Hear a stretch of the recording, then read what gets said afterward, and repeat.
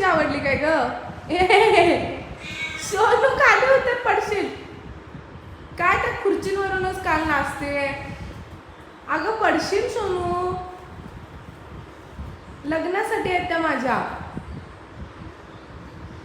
पिलू ए बाई वरती मारशील उडी.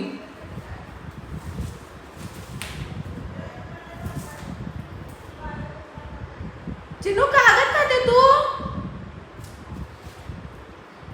अगं पोटात दुखेल ना तुझ्या. अगं भाकली आहेस का? कागद छेड पोटात दुखेल ना.